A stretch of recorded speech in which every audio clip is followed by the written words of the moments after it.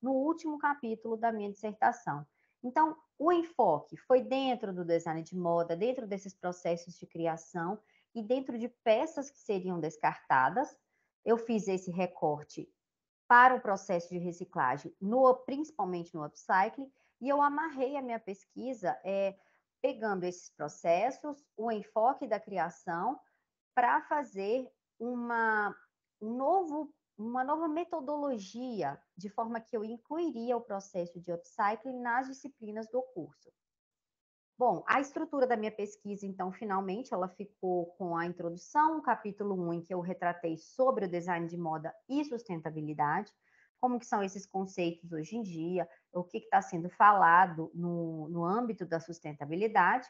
O segundo capítulo, eu trouxe o design de moda e a alta produção do vestuário, e eu mostro como que essa mudança é necessária, como que nós precisamos disso, justifico, inclusive, assim, a importância de pesquisar isso dentro desse curso do design de moda, porque hoje nós temos uma produção altíssima, um descarte altíssimo de peças prontas. E o terceiro capítulo, eu trago um processo experimental, em que eu pego peças básicas, faço uma adaptação de uma metodologia de criação e eu uso o upcycling e a possível aplicação dentro do curso. Eu trouxe aqui, principalmente, o capítulo final da minha pesquisa, que é o processo experimental por meio dessa técnica, porque ele é o que resume a minha pesquisa, é o que amarrou a minha pesquisa e é onde eu estou colhendo os frutos dessa pesquisa agora, porque eu estou aplicando esse processo experimental dentro de sala de aula já. Então, é uma sequência de ações desenvolvidas por mim, com base no repertório de metodologias que eu abordei, de alguns autores. Isso que eu já tinha estudado, né? Tanto dentro dessa carreira acadêmica aqui como profissional. Então, as ações foram a análise da peça, então eu faço toda uma análise, depois eu descrevo as partes dessa peça com detalhamento técnico, faço a planificação, depois eu faço a construção de um desenho técnico a partir dessa peça, gero novas alternativas de modificações, faço uma análise e seleção dessas alternativas, construo o processo de remodelagem, corte, costura, faço outros testes no manequim já e um refinamento e acabamento. Então, seriam essas ações que eu apliquei dentro de peças básicas. As peças básicas, nós consideramos dentro do design de moda e do processo de modelagem, uma saia básica, uma camisa, uma calça. São peças básicas em que, a partir desta peça, podem ser geradas novas interpretações de modelos. Então, eu utilizei principalmente dessas peças básicas, porque o aluno ele aprende a fazer a modelagem de uma peça a partir das peças básicas. Essas são as primeiras a serem ensinadas. Então, se eu ensinar o aluno como ele modifica uma peça básica, depois ele vai conseguir modificar peças mais complexas, que sejam outros modelos. Então, aí eu faço a primeira análise e todo esse processo experimental, ele foi fotografado e descrito dentro da pesquisa.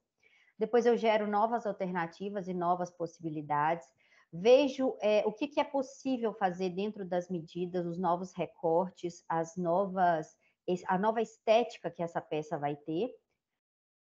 Faço a parte toda da costura, e depois tem esse teste no próprio manequim, um refinamento e um acabamento. Então, para o processo experimental, eu fiz de duas peças, que seriam a saia e fiz a camisa básica. Desculpa. Oi? Desculpa, você está passando de slide ou você parou num slide só? Porque para mim só está no objetivo de pesquisa. Nossa, eu estou passando. Pois é, para mim parou. Eu não sei se... Foi para todos? Isso, agora sim. Agora sim. Agora está no processo experimental, é esse? Ai, desculpa, vocês poderiam... sim, eu vou só voltar nos slides só para vocês verem de que eu falei. Tá. Vocês estão conseguindo ver agora? Não. Agora sim. Agora sim. Tá. Então, aqui, parei aqui no objetivo, só mostrando, né, objetivos da pesquisa, como é que eu fiz a amarração, a estrutura da minha pesquisa, como eu falei anteriormente, essas ações, como é que eu dividi essas ações,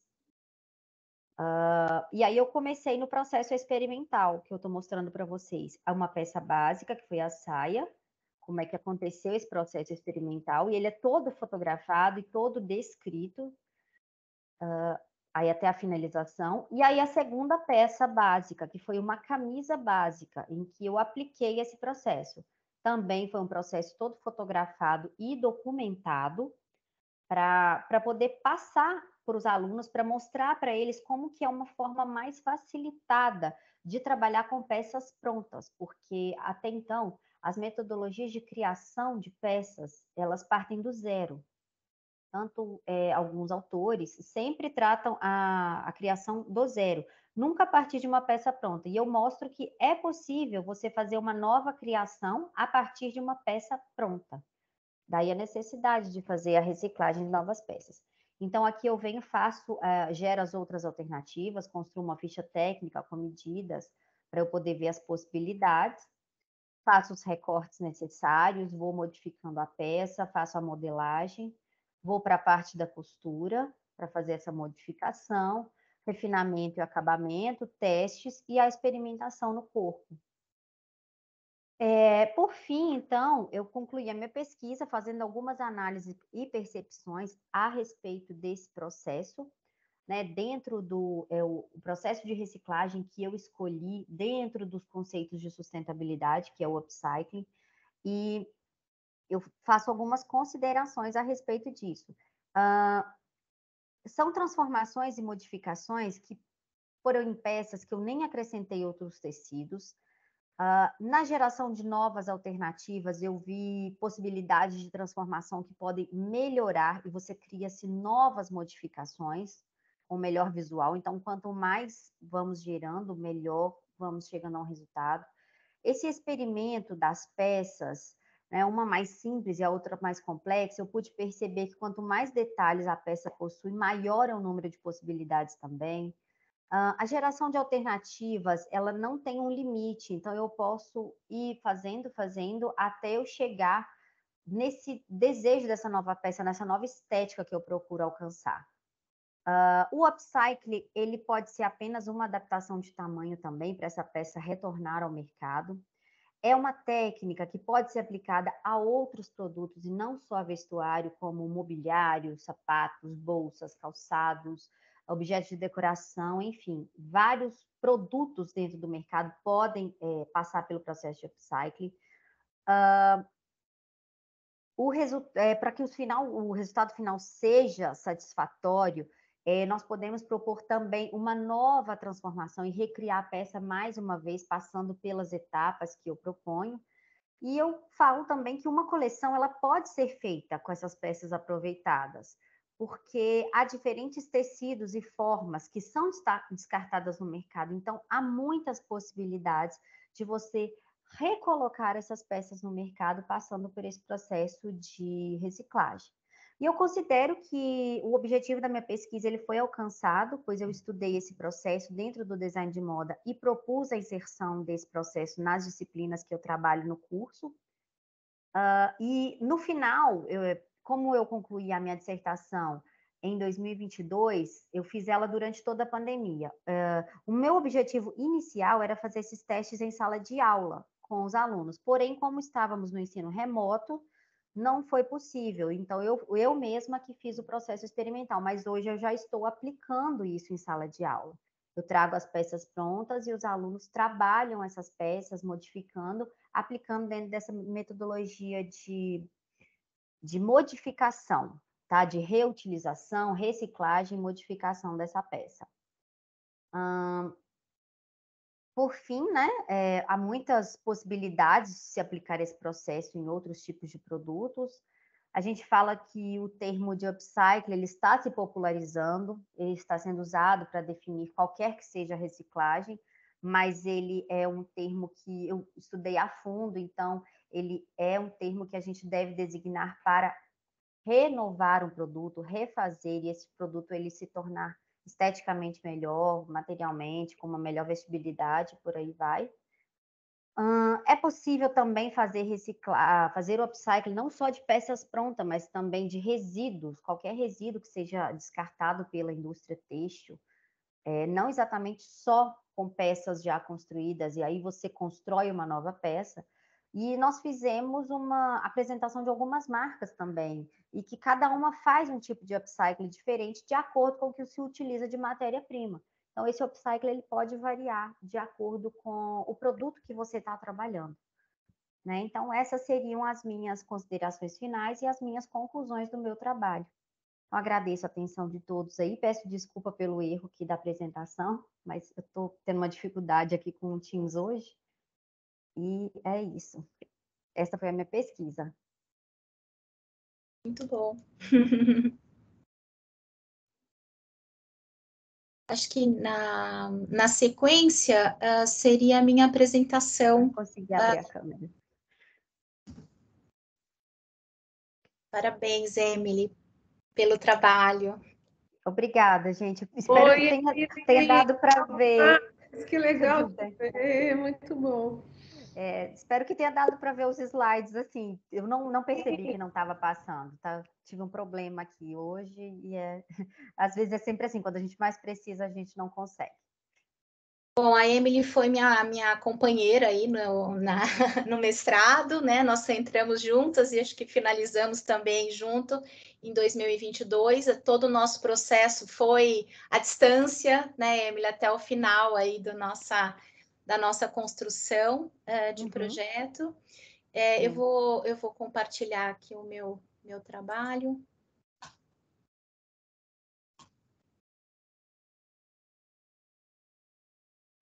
Vocês estão vendo? Sim. Sim, Ila, estamos tá mudando?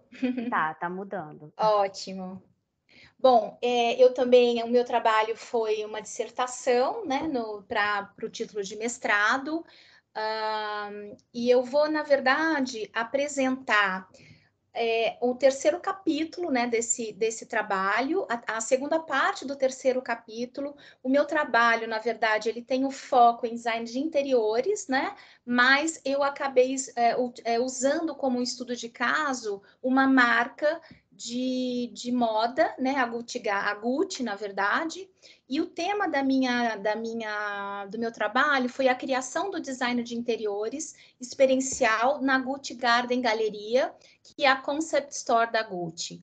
Eu sou arquiteta, eu sou professora dessa disciplina de Concept Store no Instituto Europeu de Design acho que há 10 anos, né? Então, o meu foco foi um pouco entender melhor o que está acontecendo com essa nova forma de criar espaços onde o valor da experiência ele é agregado nesse espaço, né? Onde todo o roteiro, toda a experiência, todo o desenho que o cliente faz nesses espaços de retail design, que a gente chama, ele promove mais algum tipo de valor além da compra do produto, né? E eu vou falar, então, nesse meu capítulo 3, que o título desse capítulo era Gucci Garden Galeria, a Concept Store da Gucci, criada em Florença, onde a marca nasceu, né, há 100 anos atrás.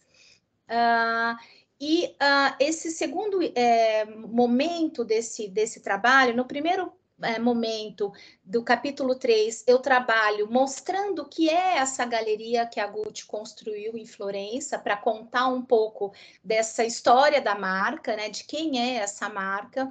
E o segundo momento, eu fiz, então, uma interpretação, um estudo e uma pesquisa em cima de uma narrativa, né, que eles chamam de uma narrativa memorável de um jardim de arquétipos da Gucci Garden Galeria, que, na verdade, foi uma exposição feita dentro da Gucci Garden, com o tema arquétipos, né, vindo do Jung, e, na verdade, a minha ideia nesse segundo momento é mostrar como os estudos da moda, né, através da narrativa, né, dos arquétipos, do tema arquétipos, conseguiu se transformar em espaços de design de interiores.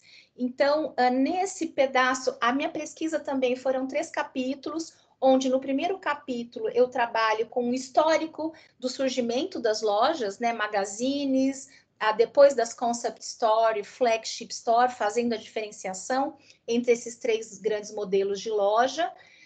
No segundo momento, no segundo capítulo, eu trabalho com alguns conceitos como economia da experiência, que transforma a forma de fazer design, né? Transformando e trazendo um design mais experiencial, um design onde há uma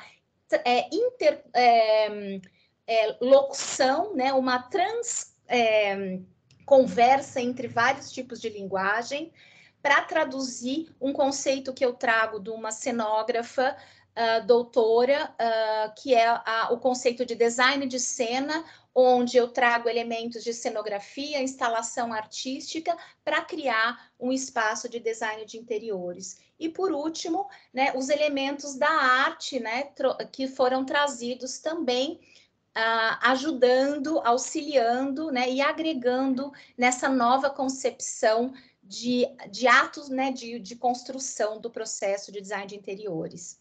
Então, nesse terceiro ponto, nesse segundo momento do meu terceiro capítulo, eu vou falar um pouco na importância da narrativa como um elemento que estrutura e mantém, né, a unidade de uma composição visual, que vem agora não mais só dos elementos habituados da linguagem do design, mas que vem também agregados pelos elementos visuais, tanto da arte quanto da cenografia.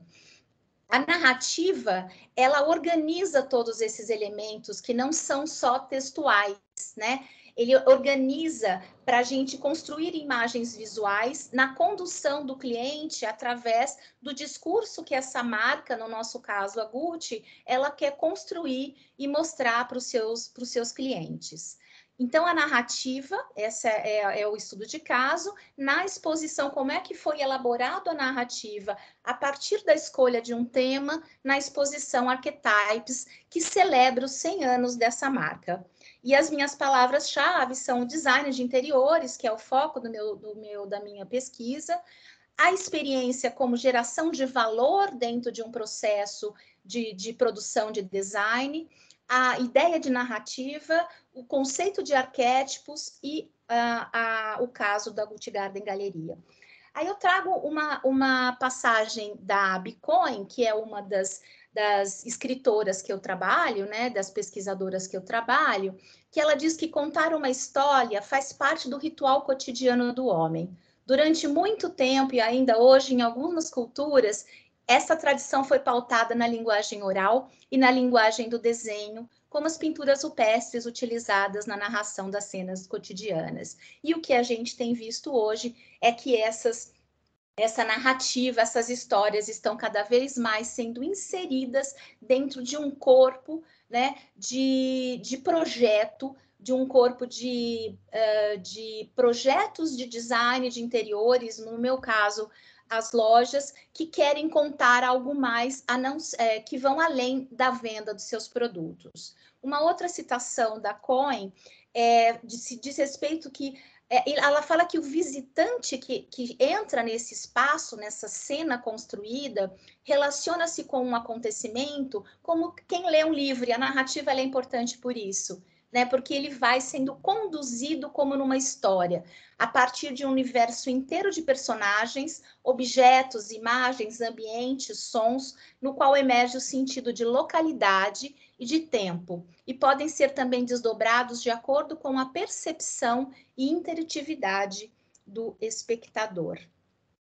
Um segundo estudioso, né, autor que eu pesquiso também nessa parte, ele já foi estudado lá atrás com a economia da experiência, mas ele traz aqui uma referência muito importante, que ele diz que o primeiro passo para construir uma experiência, um desenho de experiência dentro de um espaço, entendendo esta como um novo valor a ser alcançado nos negócios, aí sejam as lojas, restaurantes e hotéis, é uma proposição de um tema. Então, é o tema, né? É o primeiro elemento que vai costurar toda essa dança de elementos visuais dentro da construção de um espaço.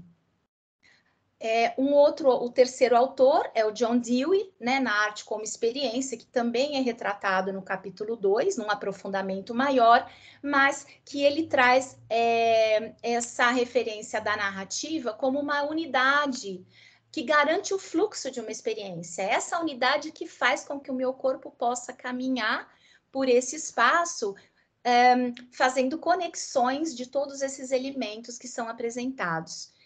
Segundo ele, em uma composição visual procedente de qualquer tipo de linguagem, seja artes plásticas, design, cenografia, a narrativa é a peça-chave, é ela que conecta todos esses elementos materiais e imateriais.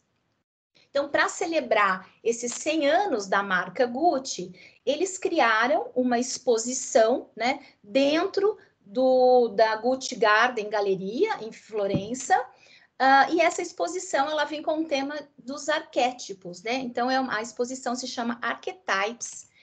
E para Gucci, que tem um significado, né? O arquétipo tem é a fonte, é um modelo original, e como tal, ela nunca pode ser recriada como cópia de si mesmo, mas deve influenciar tudo que vem depois. Da mesma forma, as campanhas publicitárias dos últimos 6 anos da Gucci representam um momento absolutamente único para a marca e se tornou objeto de reflexão sobre os temas universais e sobre a própria criatividade. É importante ressaltar que os últimos 6 anos da marca houve uma reviravolta bastante importante, né?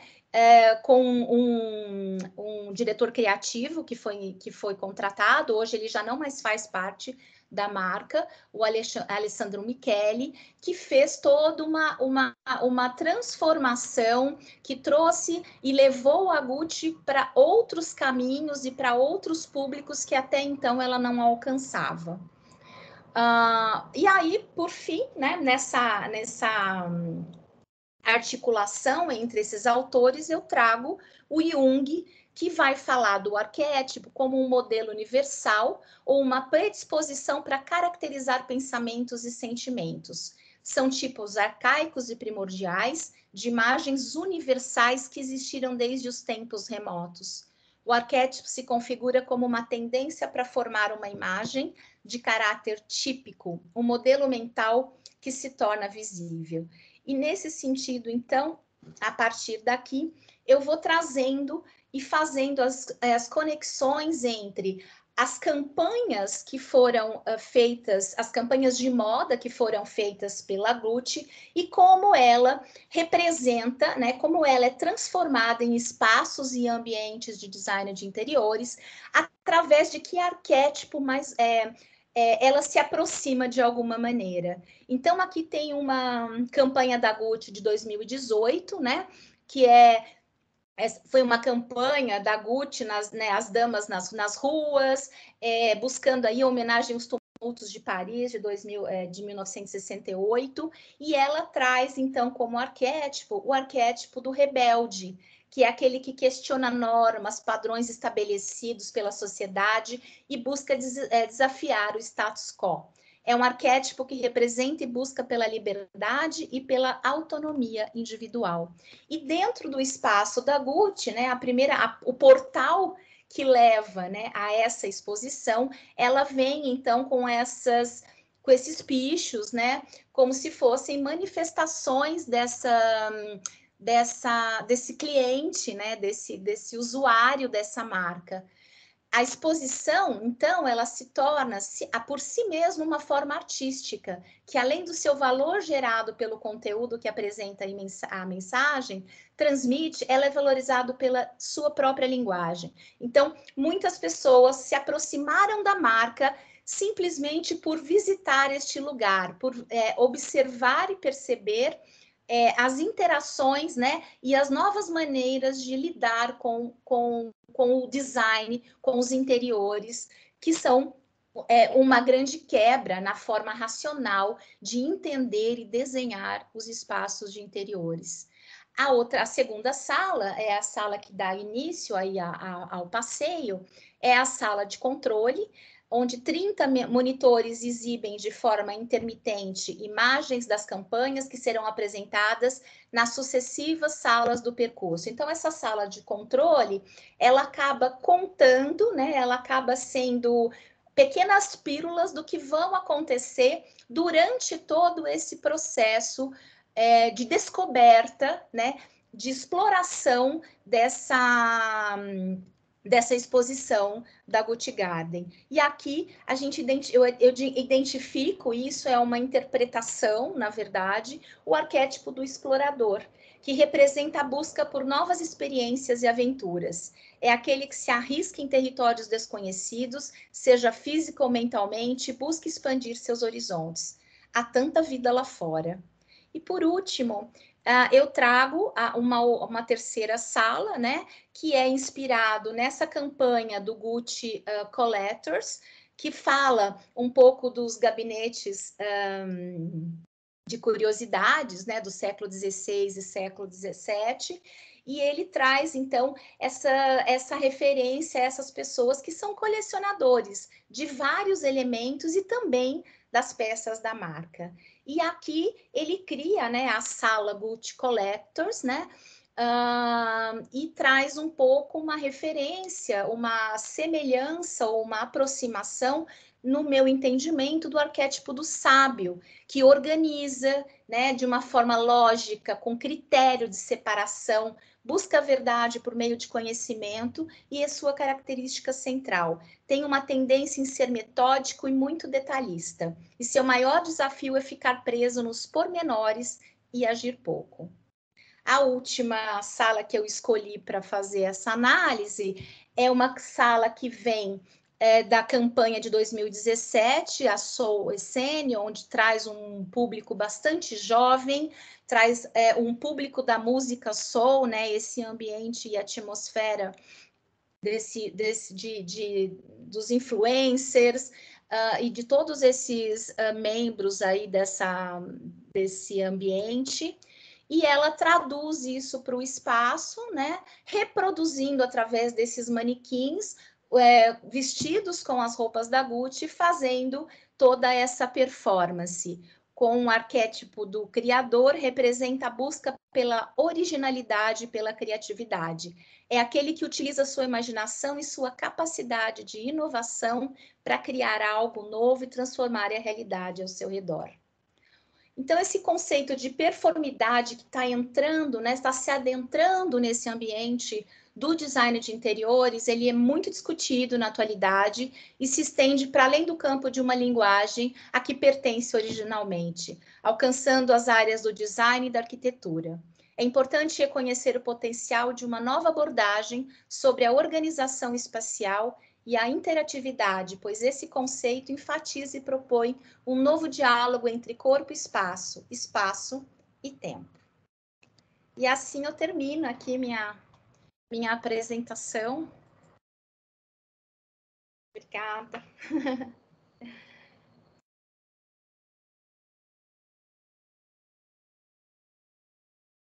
E acho que podemos partir para a Tiara, é isso?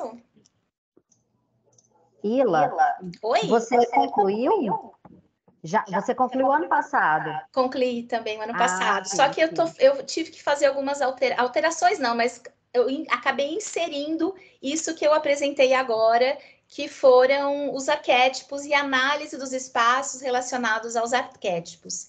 Então, essa foi aí a finalização do meu processo. Ah, que bacana. Bacana, vocês duas, maravilhosas. Obrigada, Su. Então, vamos... Isso, acho que a próxima sou eu, né, Tiara? É. Deixa Então, eu só é a Tiara agora. Compartilhar a tela aqui, só um minutinho. Vocês me falam se vocês estão vendo. Pronto, tá aparecendo, gente? Sim. Eu vou mudar de slide. Agora deu certo? Deu. Deu? Então tá. Então vamos lá. Bom, eu sou Tiara, sou aluna mestranda da IMB, Morumbi. Eu tenho como orientadora a doutora Andréia. E o meu tema de mestrado, da dissertação, é a moda de luxo no ambiente digital por meio de tokens não fungíveis, que são os NFTs. O resumo do trabalho, a intenção do trabalho é avaliar o segmento do mercado de luxo nesse ambiente digital, através dos tokens, que são conhecidos por NFTs vestíveis, e como que funciona essa empregabilidade nessas plataformas digitais, como o exemplo o metaverso e o ambiente da gamificação. O trabalho também tem a intenção de refletir sobre a moda virtual e o seu público, e eu vou mostrar também algumas ações digitais de algumas marcas de moda de luxo. Eu dividi meu trabalho em 3 capítulos. O primeiro capítulo eu falo um pouquinho sobre a definição do luxo, o que seria o luxo, e algumas manifestações dele durante a história da moda. No segundo capítulo eu falo um pouquinho sobre a indústria da moda no ambiente virtual, o que seriam esses produtos não físicos, como que funciona, como que é esse mercado, e algumas ações também que algumas marcas já fizeram através de NFTs vestíveis. E o terceiro capítulo eu falo sobre a moda digital e suas ações. Na verdade, esse terceiro capítulo está em construção ainda, então ainda estou vendo o que eu vou colocar, mas eu tenho a intenção de falar um pouquinho sobre a moda virtual de luxo, um pouco da sustentabilidade também, e ainda estou na dúvida se eu coloco sobre a inteligência artificial para a moda, no mercado de luxo. E as considerações finais e as referências. Bom, o que significa luxo na contemporaneidade? O luxo, na verdade, ele tem vários significados. O Martins ele fala que é um significado que depende de quem e em qual situação. A palavra luxus, do latim, significa ostentação ou magnificência. O Lipovetsky fala que o luxo traz a fantasia do prazer da diferença. A Kátia Castilho fala que está relacionado ao raro, ao exótico e ao sensível. A Estrelau, mais para o sentido do marketing, ela fala que significa uma alta qualidade de uma forte marca, um alto preço, uma comunicação seletiva com alto poder de imagem. E o Cassared fala que está associado totalmente ao supérfluo e ao não necessário. Mas ele contradiz em alguns momentos que o luxo pode ser necessário sim, depende da justificativa. E como que funciona isso no mercado digital para a moda? Então, a gente pode observar que durante a pandemia teve um aumento considerável, né, no desenvolvimento da moda digital. Em 2020, tem uma pesquisa que aponta que 53% da população mundial está presente em plataformas digitais. Então, isso mostra que muitas pessoas foram estimuladas a uma imersão profunda nesse ambiente. E isso fez com que as marcas se reposicionassem nesse mercado, então, utilizando através da criatividade, por meio da inovação digital, de uma maneira estratégica. Tem uma pesquisa do Sebrae de 2021 que fala que os produtos mais vendidos do e-commerce estavam na categoria de moda e acessório. E aqui eu vou mostrar algumas ações de algumas marcas. Primeiro os NFTs, que é o tema principal do trabalho, depois o mercado de gamificação, a realidade aumentada, o Metaverso Fashion Week e algumas influenciadoras virtuais. Bom, o que são os NFTs? NFTs são objetos não físicos que funcionam como uma arte virtual, que pode ser uma imagem, uma roupa, um vídeo, uma música, e cada item desse possui um certificado digital.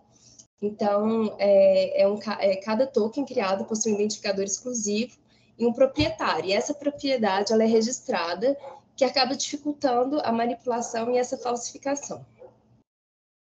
A maior parte do mercado de NFT se encontra em marketplaces, como essas duas que eu coloquei aqui em cima, a OpenSea e a Rarible, e várias outras também. E tem uma pesquisa da DAP Radar que eles calculam quanto que movimentou a cada ano as vendas de NFTs. Então, a gente pode observar que teve um aumento significativo a cada ano. E o que seriam os NFTs vestíveis? Os NFTs vestíveis, eles são roupas, calçados e acessórios digitais que podem ser comprados através de criptomoedas, também em marketplaces, e pode ser utilizado de diferentes formas. Aqui eu coloquei um exemplo, essa marketplace aqui, que é a UNXD, que é uma plataforma, um marketplace que é exclusivo para a venda de produtos de luxo, então são produtos mais elaborados, mais caros até. E aqui essa é uma coleção da Dolce & Gabbana, que eles fizeram uma coleção toda de NFTs, foram 9 peças, todas as peças foram leiloadas. E uma observação que eu queria falar é que os NFTs eles possuem a capacidade de proporcionar um novo formato de design, de consumo e de experiência, com a intenção de garantir a exclusividade e a escassez, que são características principais do mercado de luxo. Aqui a coleção, que ela foi gravada em Veneza, observação para cada usuário que foi comprando esses itens, que eram itens muito caros, assim, uma jogada de marketing das marcas, né, principalmente dessa coleção da Dolce & Gabbana, eles entregaram brindes para esses clientes. Então, por exemplo, aos compradores foi ofertado como brindes acesso a desfiles da marca, ateliê da Dolce & Gabbana, entre croquis dos estilistas. Então, mais a questão da experiência que o mercado de luxo sempre faz questão de proporcionar para os clientes. E no mercado da gamificação, as marcas de luxo, elas têm utilizado bastante através dos skins. Então, as skins são roupas virtuais exclusivas para os personagens de jogos online. E algumas ações a gente pode observar. Por exemplo, em 2021, a Louis Vuitton lançou um videogame baseado em NFT chamado Louis the Game. Uma outra aposta também da Louis Vuitton foi uma colaboração com esse game aqui, esse primeiro, que é a League of Legends, que criou as skins para os personagens dessa banda do jogo online. Opa! Aqui. Uma outra marca muito forte, conhecida por fazer bastante colaborações também com games, é a Balenciaga, que fez uma colaboração com esse game Fortnite, que é um dos jogos mais acessados do mundo. E essa coleção, eles criaram peças virtuais para os personagens e um número limitado de roupas físicas, associadas aos tokens não fungíveis. Então, isso tudo pode mostrar que é uma grande oportunidade de dialogar com o público jovem, para entrar nesse público mesmo, da nova geração. E aqui um outro exemplo, que é o Metaverse Fashion Week, que a primeira edição foi ano passado, reuniu cerca de 108 mil pessoas. Então, como que a gente pode imaginar uma sala de desfile reunir 108 mil pessoas?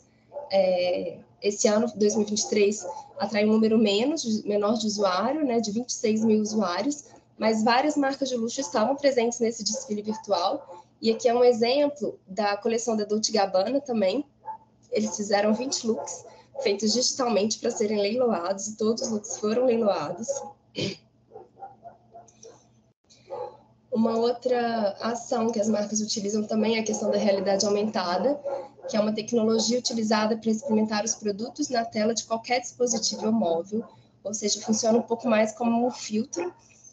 Tem essa marca aqui, DressX, ela é muito conhecida por utilizar filtros mesmo, ela criam peças virtuais, né, que você pode utilizar. E um outro exemplo é o tênis da Gucci, o tênis virtual, que ele teve o custo de $12 na época. E quando que a gente consegue comprar um tênis da Gucci por $12? Então, mesmo não sendo físico, mas acaba se tornando um pouco mais acessível, mas não tanto, né? Que eu vou falar um pouquinho das reflexões sobre isso.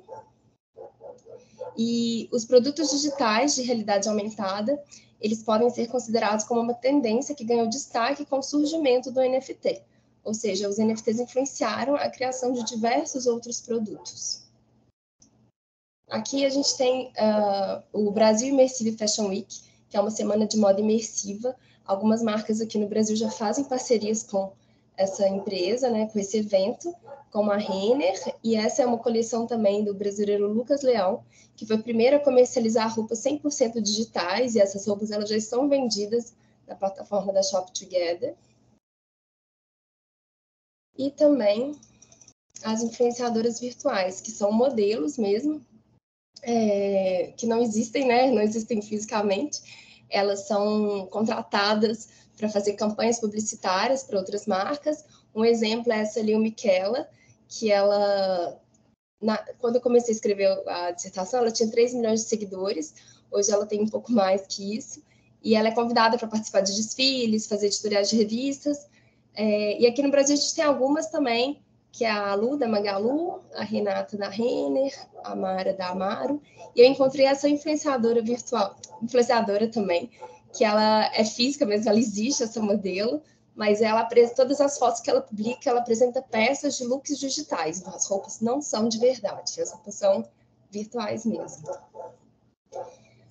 Bom, e quem são os consumidores de NFTs vestíveis? Eles apresentam de diferentes princípios uma característica semelhante ao consumidor de luxo.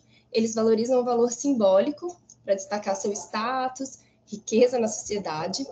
Os consumidores de NFTs tendem a ser mais motivados a comprar quando conseguem apresentar seus NFTs para outros usuários. exemplo de galeria virtual. Ou seja, a questão, eu acredito, mais na ostentação mesmo. E o público-alvo é mais a geração Z, empresários, artistas e celebridades, e empresas também. E o que a gente pode tirar do lado bom e do lado ruim disso tudo? O lado negativo dos NFTs vestíveis, primeiro, a questão do mercado especulativo. O valor associado ao NFT depende da qualidade emotiva e da escassez. Então, o preço de um NFT é influenciado pela tendência do mercado, o que pode ser arriscado para algumas empresas. Por isso que acredito eu que nem todas as empresas de luxo entraram nesse mercado ainda, justamente por ser algo muito volátil. A questão da cópia, possuir um NFT não significa que o proprietário possa controlar o ativo, ele simplesmente tem a autenticidade dessa arte, né, o certificado de posse. Mas as cópias, elas podem existir através de GIFs, de memes, enfim. A questão da segurança também. Apesar da sua tecnologia ser confiável, algumas plataformas não oferecem total segurança, então, o que pode causar que esses NFTs sejam roubados. E a questão da experiência mesmo, a questão de ser virtual. A experiência física, que contrasta diretamente com a moda, é referenciada pelo toque e a sensação, da qualidade dos materiais, o artesanato e acabamento, são características principais da moda de luxo, algo que é difícil de imitar no ambiente virtual. E o lado positivo. A questão da exclusividade é uma característica principal da indústria da moda e do luxo. Então, como uma arte exclusiva e colecionável que é favorizada pela tecnologia blockchain, a questão do marketplaces, comercialização facilitada em várias plataformas disponíveis, pois economiza tempo, esforço para a venda, ao contrário do marketing tradicional. A questão da economia para as roupas digitais, economiza tempo, consome menos materiais, não produz tanta roupa em excesso. A questão do metaverso, que pode ser uma oportunidade, sim, para um possível aumento dessas roupas. E a questão da sustentabilidade. Não significa que é sustentável, mas não degrada tanto o meio ambiente quanto a indústria convencional. Bom, aqui eu coloquei algumas comparações. A gente sabe que a indústria têxtil é uma das três primeiras indústrias que mais poluem o meio ambiente. Então, é responsável por emitir 10% dos gases de efeito estufa.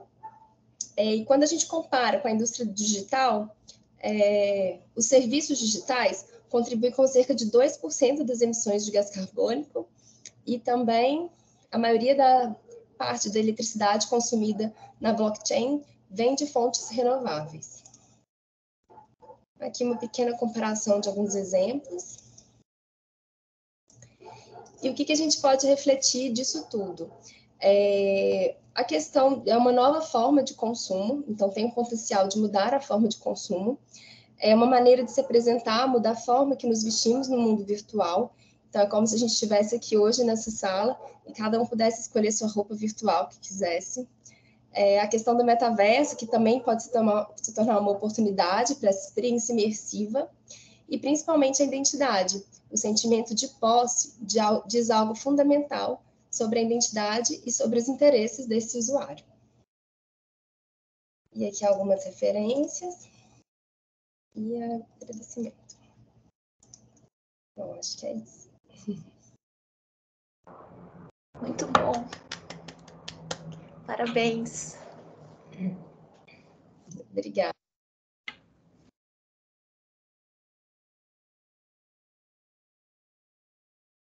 Podemos passar ao Fábio agora? Para finalizar. Podemos, vocês me escutam? Sim. Sim? Deixa eu compartilhar então minha tela.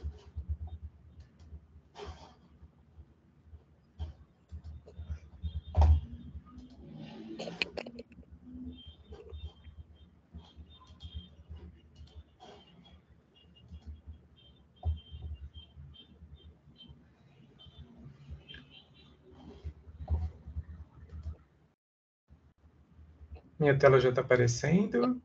Sim. Tá bom. Então, vamos lá. Eu me chamo Fábio Ritter, eu sou professor aqui da Universidade AMB Morumbi. E o que eu trouxe para apresentar aqui para vocês hoje vai fazer parte da minha tese de doutorado, onde eu trago o processo do Design Thinking aplicado ao visagismo. É um processo embrionário ainda, comecei agora, e o que eu vou apresentar para vocês vai fazer parte do capítulo 1.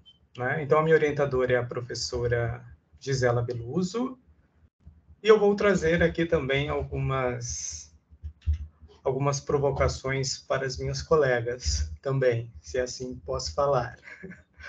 Para a gente começar a entender, então, como eu aplicaria, né, dentro da minha pesquisa, o processo do Design Thinking de Tim Brown para o profissional que trabalha com o visagismo. Então, antes da gente começar a entender quais seriam essas etapas do Tim Brown aplicado ao visagismo, a gente precisa trazer alguns conceitos. Relacionar o Design Thinking conceitualmente e também o visagismo. Então, aqui eu trago para vocês um conceito de Antunes, de 2020, sobre o visagismo, que o visagismo deriva da palavra francesa visage e tem a interpretação de imagem pessoal. E que através de técnicas, né, de cabelo, de maquiagem e de moda, a gente consegue personalizar a imagem da nossa cliente, desde que ela tenha um objetivo. Aponto aqui também a Dontes, porque linguagem visual, os elementos da linguagem visual fazem parte desse processo comunicacional imagético e que é importante esse profissional visagista refletir também sobre esses conceitos. Quando a gente começa a pensar no processo do visagismo, no processo de consultoria visagista, a gente tem algumas etapas que até então não são abraçadas com cautela pelos profissionais. Então, por isso, dessa metodologia do Design Thinking aplicado ao processo de consultoria visagista. Quando a gente pensa no Design Thinking de Tim Brown, são elementos que ele trazem ali multidisciplinares, não só com foco no objeto, mas também no usuário. Então, são equipes multidisciplinares buscando ali formas de trazer ali um benefício para esse objeto, ou no caso aqui, para cliente. Né? Então, são equipes trabalhando ali com N processos, que eu vou apresentar aqui para vocês, quais são essas etapas, visando ali não só o objeto, mas também o usuário, no caso, o cliente. Então, o Tim Brown, ele trabalha muito com as etapas dentro de uma metodologia que fala o empatizar, o definir, o idealizar, o prototipar e o testar. Quando o Tim Brown fala em empatizar, ele está falando em conhecer o público-alvo. Né? Quando ele fala em definir, é buscar as soluções para aquela questão. Quando ele está falando em idealizar, são gerar as soluções. E quando ele pensa ali no protótipo, é como ele pode representar essas soluções e como elas podem ser apresentadas. Para aí sim, seria o testar, que é obter um feedback. Quando a gente pensa em relacionar isso com o visagismo, a gente começa a entender que essa metodologia de Tim Brown, do Design Thinking, ela pode ser abraçada pelo profissional e pelo visagismo. Quando a gente tem a primeira etapa, que seria a anamnese, a empatia, ou seja, conhecer os objetivos de imagem daquela cliente. O segundo momento seria quais são os objetivos que essa cliente ou este cliente tem para a sua imagem. Partindo para a próxima etapa, seria o processo ali criativo, o processo de pesquisas, entender os contextos desse cliente, as diferentes belezas culturais, matemáticas que a gente vai trazer nesse projeto. O próximo momento seria a confecção do projeto dossiê, né? Comercialmente falando, chama dossiê, quando a gente entrega uma proposta para cliente de imagem. E somente após a aprovação desse processo, onde seria ali quais seriam as linhas, as cores, as texturas, os cortes, as vestimentas, as maquiagens que ela poderia se beneficiar para traduzir aquela mensagem visual, para comunicar a questão que ela deseja para aquele momento, que não é único e que ele é mutável de acordo com o objetivo desta cliente específico. E somente depois dessa questão da aprovação é que a cliente iria executar todos os processos que estivessem lá ilustrados no dossiê. Então, o profissional faria o passo a passo dessas etapas, montaria ali a questão do dossiê, apresenta para a cliente, e ela dando o ok, ela trazendo ali algumas considerações, esse profissional entrega o dossiê para que ela execute aí com os profissionais que ela conhece ou que ela possa vir a conhecer dentro de cada área, de cabelo, de maquiagem, de vestimenta e de acessórios. Para que a gente entenda, esse é um processo que ainda está em desenvolvimento, né? Ele é algo, como eu disse para vocês, embrionário. E o que eu trago aqui de consideração final é que eu penso ainda que esse processo ele pode ser muito útil tanto para o visagismo quanto para o profissional que trabalha com a consultoria visagista.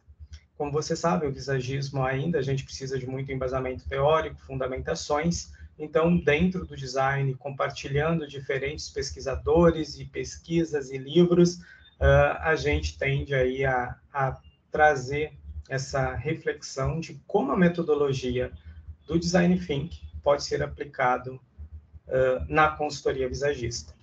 Deixo aqui com vocês também algumas referências. Agradeço a atenção e fico aberto aqui para diálogos.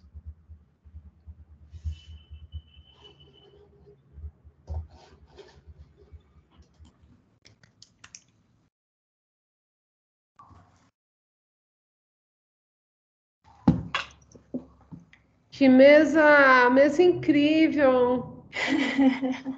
E lá, a gente tem nossa querida Mirka, né? Temos. Não, eu só vim assistir, eu não vou apresentar nessa mesa hoje. Acho que somos só nós 4 mesmo. Eu sou público. Ah, tá bom, Mirka. Acho que finalizamos. Sim. Vocês gostariam de conversar entre vocês, não é? Gente, como é que a inteligência artificial está influenciando aí tudo isso? Caramba! Caramba! Chocante! É muito, muito interessante, né? Eu fiquei pensando aqui, enquanto a Tiara estava apresentando, porque, na verdade, o grande desafio, né, de todo esse trabalho aí que eu pesquisei, dessa área do design de interiores, é fazer, né, e resgatar esse público para a loja que não vai mais vir só comprar, né? E essa loja realmente ela tem que ser um grande espetáculo, né?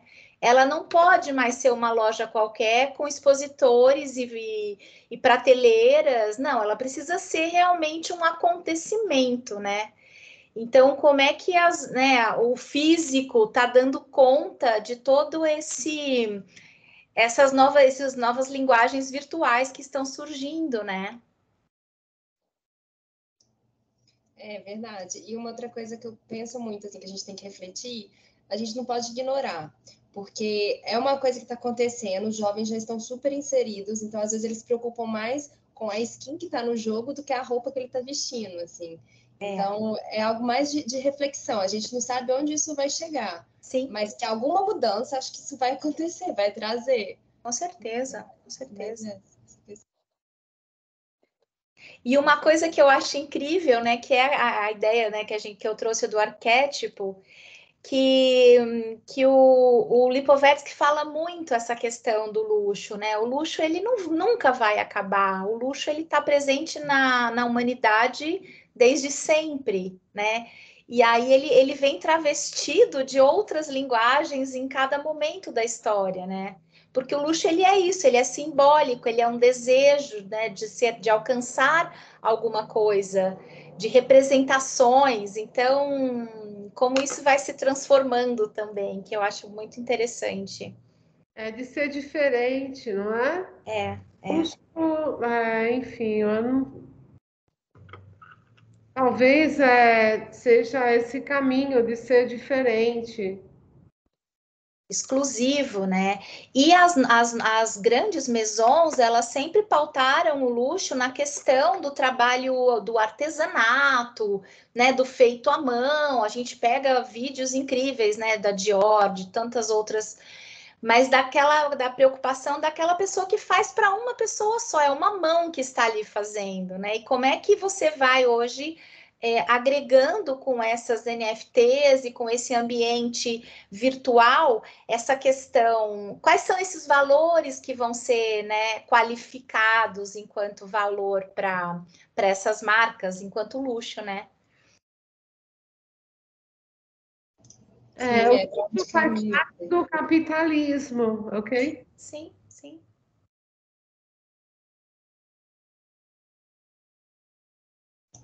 É um tipo de consumo, né? Um consumo que pode ser, talvez, o novo consumo, o novo luxo, né? Esteja aí, enfim, como que vai ser?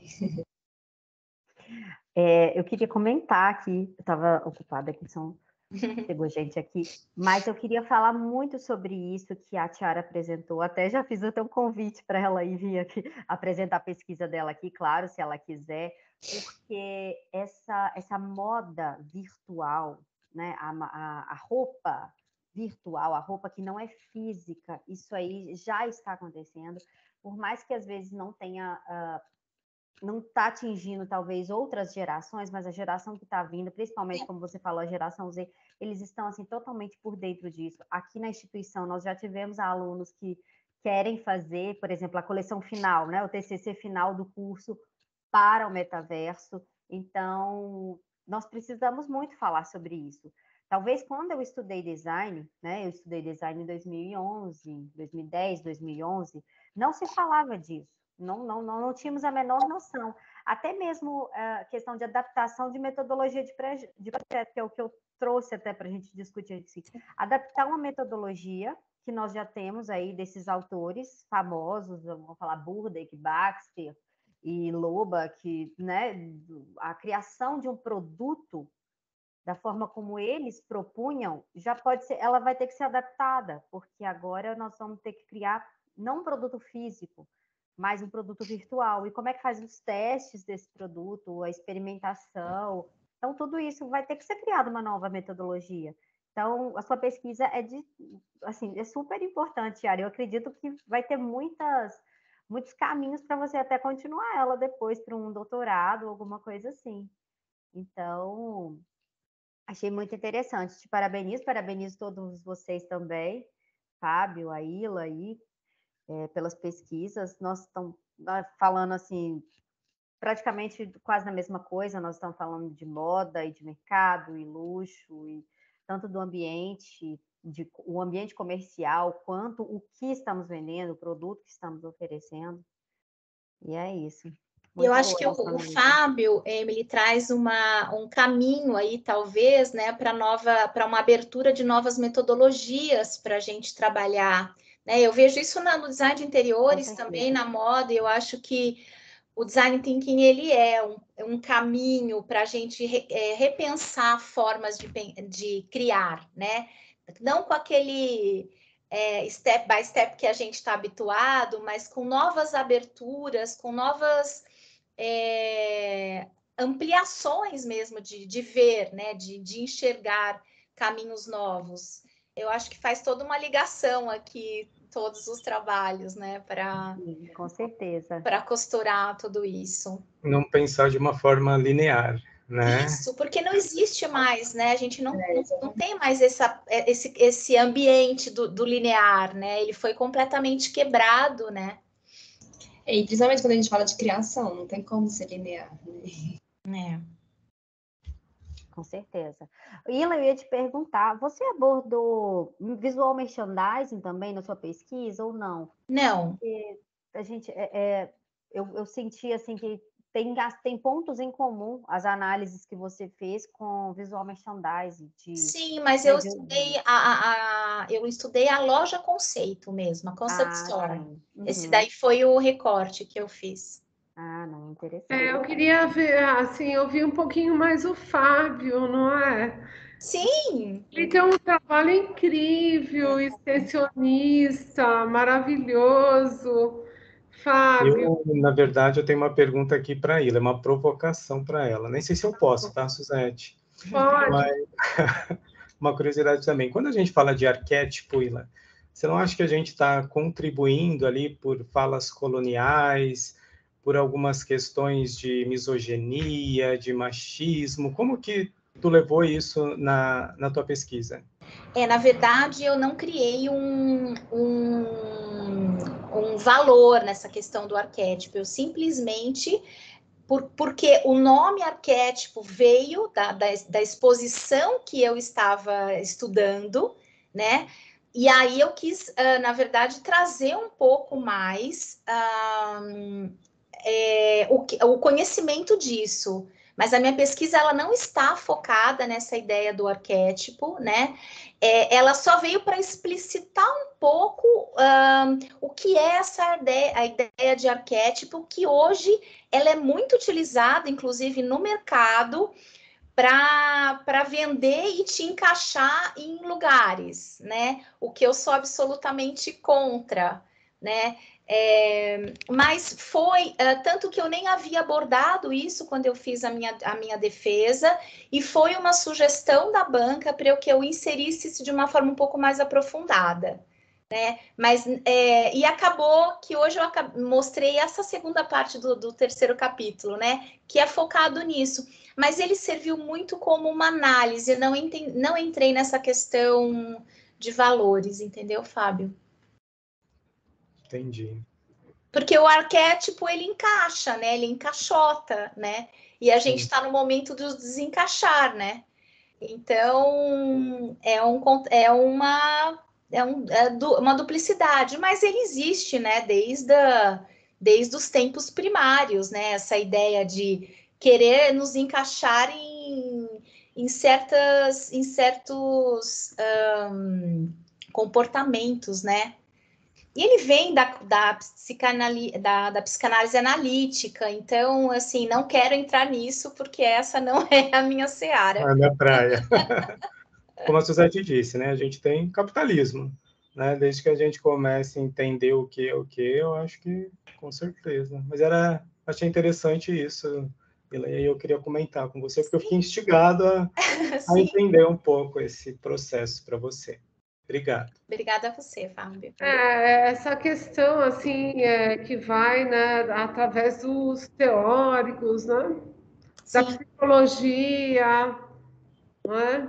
Eu acho que isso a gente tem que prestar bastante atenção, porque, como atualmente, é fundamental que a gente questione o passado. Sim, sim.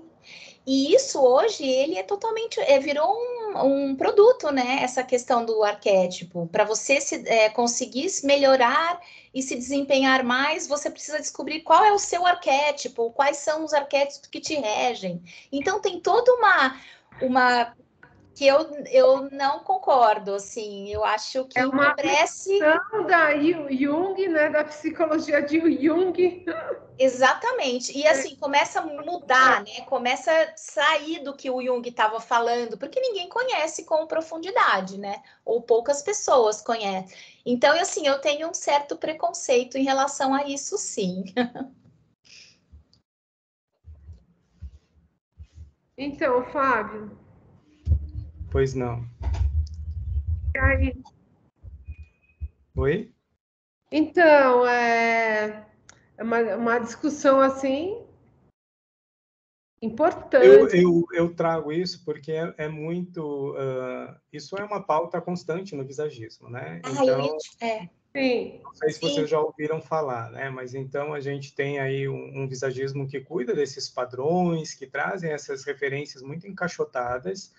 E o que eu trago agora para a questão do doutorado é esse processo de como o design thinking pode reestruturar tudo, né? Como que a gente pode questionar esses padrões, como que a gente pode trazer novos contextos, novas belezas, novas interpretações, né? Então, eu estou muito agora nessa pegada do colonialismo, né? Estou questionando tudo, como a Suzete disse. Eu digo, gente, como assim? Espera aí. Será que a gente, como educador, a gente não tem ali uma questão de levar isso para o aluno também, né? De não trazer um conceito fechado, algo muito pontual, mas sim que a gente desperte ele como também um futuro pesquisador, né? Um futuro questionador. Então, em relação ao visagismo e a esses padrões todos, é algo que eu tento trazer para eles durante todos os processos que a gente tem no curso aqui na IMB. Bacana, muito bom, gente. A mesa foi ótima, não é? A gente já tem os anais publicados, tá bom? Eu vou enviar aqui para cada um. Ok. Ok? Ok. Tá ótimo, Suzete. Logo, Eu fiquei com uma dúvida. não é? A gente tem em seguida na MEI, ok? Sim. Uhum. Ô, Suzete, eu fiquei com uma dúvida, porque são dois eventos acontecendo juntos. Sim. Não é? É o Retina e o DAT, não é? Eu fiquei nessa dúvida. Mas nós só vamos apresentar aqui. Esse. Eu acho Isso. que nós não vamos apresentar lá, né? Não. Não, é só aqui. A gente está organizando e enfim, em função das temáticas, nós organizamos vocês aqui no Retina e outros alunos do DAT, tá bom? E o DAT é amanhã e depois, certo? Não, amanhã ainda é o Retina. Ah, tá, amanhã é o Retina. O DAT é dia 15 e 16, não é isso? Isso. Não, tranquilo. Ai, E aí a gente, se a gente entrar como ouvintes, a gente consegue o certificado também, né? Do DAT, de como consegue. ouvinte. Tá Consegue bom. sim, tá bom? Tem o formulário, tá tudo certo, sim. ok? Ótimo, não, tranquilo. Super obrigada, pessoal, assim, parabéns, né? Pesquisas assim, fortes e questionadoras, né? Com certeza. Pessoal, vamos lá para o doutorado também, né? E lá, Emily. Preparando, Suzete, preparando. Ai, Suzete, eu tô com, assim, eu não sei se eu vou conseguir tentar esse ano ainda, porque eu vou ter um bebê agora. Ah, parabéns! Parabéns, Emily. Obrigada. Então, Aguenta firme, que a coisa a minha marca para ganhar, a minha marca para Parabéns. ganhar é em novembro. Então, eu tô muito preocupada, assim, eu acho que eu não consigo entrar num doutorado É agora. ele que vai ter bebê ou a Ilha? Não, eu Daqui para frente só netos, Suzete. Parabéns, Emily. Obrigada. E aí agora eu tive que mudar alguns planos, assim, né? Eu estava com os planos de tentar o doutorado agora no meio do ano já, na seleção do meio do ano, mas eu acho que eu não vou poder tentar agora, eu vou ter que esperar nascer, né? Sair da minha licença, voltar, e assim que eu voltar, eu vou tentar sim, com certeza. Legal, Emily. A pesquisa é super bacana. E, assim, tudo de bom para você e teu bebê, né? Obrigada. Meu quarto netinho. Que lindo. É como se fosse filho, né? Quando a gente é vovó, é um pouco... Com certeza. Mas aí agora eu vou só adiar um pouquinho os planos, mas eu não vou deixar de fazer. Para meu filho aqui para você, né? Ai, que lindo! Gracinha. Ai, gente, Fábio, ele é bebezinho? Tem 2 meses. Ah, meu Deus! Ai, mas ele é muito lindo. Ficou aqui. Muito lindo, gente. Então, vamos lá para Apresentação. para a banca, né? Eu sou em banca. Muito bom rever todo mundo, gente. Bom, Realmente, enfim, vocês poderiam participar da mesa da Ana May, da palestra? Sim, claro. Eu vou ter que sair um pouquinho, mas acho que eu consigo entrar daqui uns 15 minutos, eu consigo entrar novamente. Tá bom, é importante, né? Ela está assim já com 86 anos. Nossa. É muito importante a gente estar com ela, tá bom? Tá bom. Tá Tá bom. bom, Tchau, gente. Um Parabéns. abraço para todo Beijo, mundo. tchau, Tchau, tchau. Parabéns. Ok.